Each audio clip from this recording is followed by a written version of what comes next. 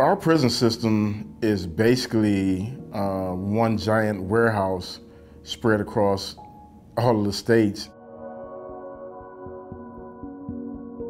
Tragically and unfortunately, it's a big profit motive there.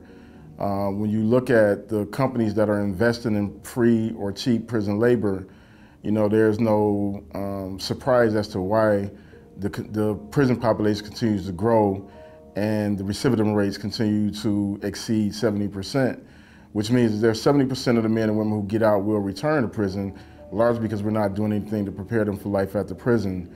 I spent basically 2 decades inside, and I came out to a very different world. When I went to prison in 1991, there was no internet, no smartphones, no laptops, none of the technology that we currently utilize to interact in our day-to-day lives. And tragically, there's no classes to prepare you for that once you get out. And so I think that if we really had the political fortitude, that we can actually change some things. And I think some of the policies that we really can start with is decriminalizing mental illness.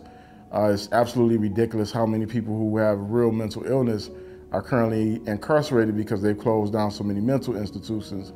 Another thing is to adequately prepare men and women for life on the outside, and recognizing that the majority of men and women who end up in prison come from very traumatic backgrounds that include everything from sexual abuse, child abuse, to domestic violence. I think if we start with addressing mental illness, addressing recidivism rates, really looking at reentry initiatives, passing policies that are reflective of restorative justice practices, that gives not only the men and women on the inside an opportunity to reemerge in society, but it also allows victims of violent crime to heal. I've had an opportunity to work with both political parties on some policy to help reduce the prison population.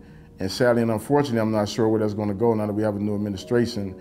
But I think the more people are aware of these policies, the more people are aware about what's happening inside prison, the more likely we are to change the system. And it's one of the reasons that I decided to write my book.